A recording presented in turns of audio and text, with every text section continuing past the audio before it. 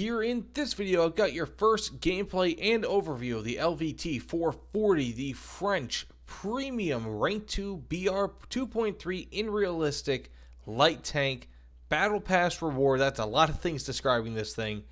And this thing is, it's pretty darn good. Basically, it's got a 40mm automatic Bofors L60 cannon, which can shoot upwards of 72mm at point blank range. But of course, with most guns in game, it suffers quite a bit, at least once you start adding in angles and range.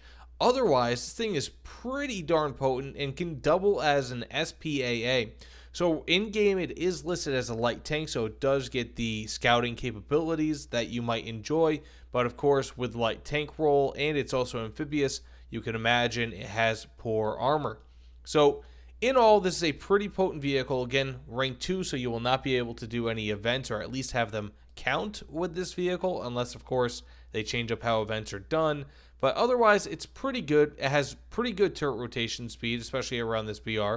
Great vertical guidance. The only problem is that you can equip it with default rounds if you'd like, and that's not a bad option. But if you do that, then you pretty much take away your ability to go after ground targets, as these only have 3mm of armor pen. But of course, around this BR, there are a lot of open top vehicles, so theoretically speaking, you could still do that. But I know for one, I'll be equipping the M81A1 with the 72mm, the armor piercing tracer shells. Again, fully automatic. But that being said, let's get into a match and see how this thing plays. I don't want to make this all too long of a video. So this could be interesting. This is the lake map, Poland. I could theoretically use this thing in an amphibious manner and go after some troops. Now, at this BR, it is feasible to actually get into the water and see what you can do, because a lot of people might not realize that, well, that's what you're doing, because it is lower BR. Personally, I don't really know if it's a good idea. I might do it after I kind of clear out some of the middle here, assuming I can clear out the middle, because this thing has very little armor. So that being said, also, actually, one thing, it does have pretty decent, at least considering its BR and the type of vehicle that it is, it's got pretty decent optics. I'm actually kind of surprised about that. Decent magnification. It's got, of course, being that it's less than 20 tons, poor ability just to smash through some cruddy concrete, really. Okay, there's going to be some jabronis over here. Can I? Okay, I can make it through. Hopefully there's no one waiting around this corner for me. There he is. Hopefully he did not see me. I don't think he did. Yeah, he almost definitely did not. Oh, yeah.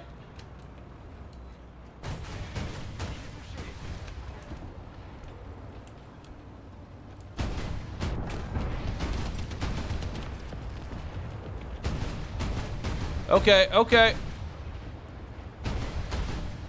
This thing's doing some work. Wow. Okay, I kind of fear he's going to be going around. Except he might not be. Okay, he's dead. Wow, okay. So that's one benefit, actually, to having a very, I guess you could say, low amount of armor, is that this vehicle will, like, oftentimes rounds will just go straight through it.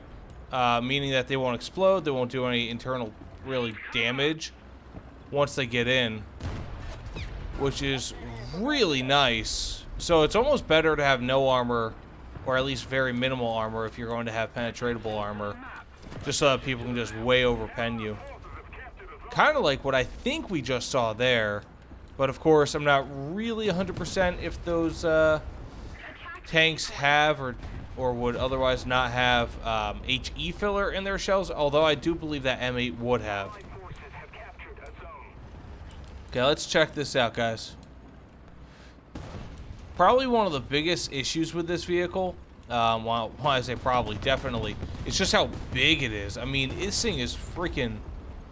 It's a mouse-sized tank, really. I mean, at least relatively speaking, compared to BR. Got him. Oh. Oh, man. Now, is this steel clubbing? I don't really know. I just don't know because, I mean, it's rank 2. It's rank 2. So, I'm not really sure. Also, this thing does not have a stabilizer. Oh, oh, oh.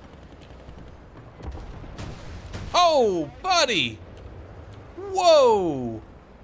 Okay, guys. So, the LVT-440, I can almost... Maybe it's just me. Maybe I'm lucky. I don't know.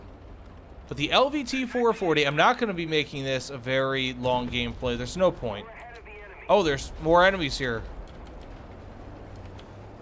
Okay, look at the agility. That is not good. Mediocre, to say the least.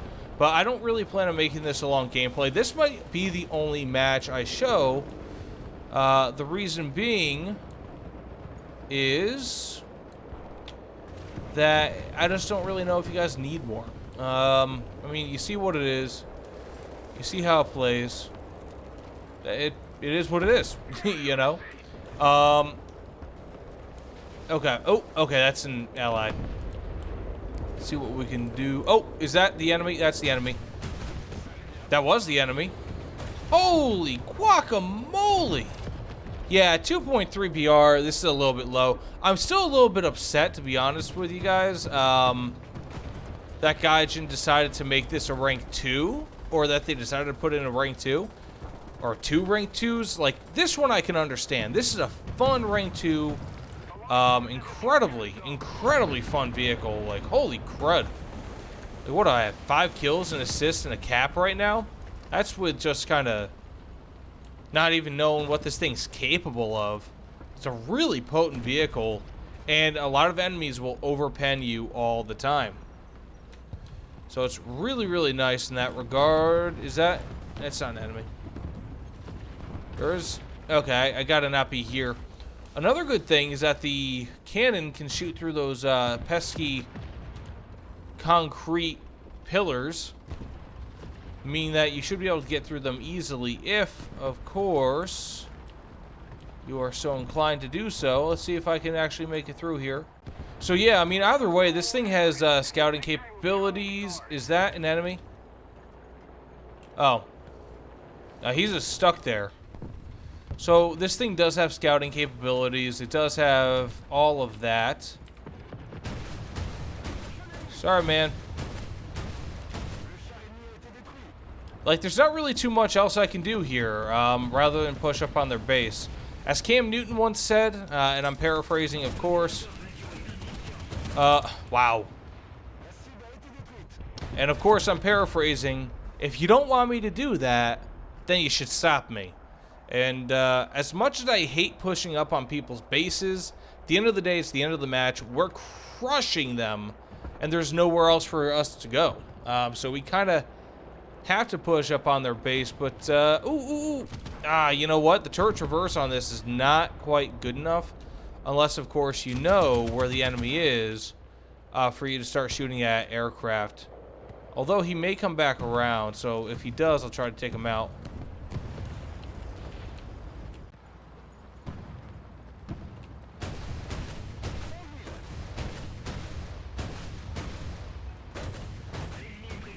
Got myself an enemy! Okay, I think I'm gonna die. I died! They got me! They got me! Because I was being too risky there at the end. But either way, that's gonna be the gameplay. I mean, there's not really too much more I could show about this thing. I mean, it's got an 85-degree turret elevation, but, you know, seriously, please like, comment, subscribe. You guys know the dealio. And I will see you all on the other side. Thanks for watching my video, and take care, everyone. I'm going to get into the F222 too.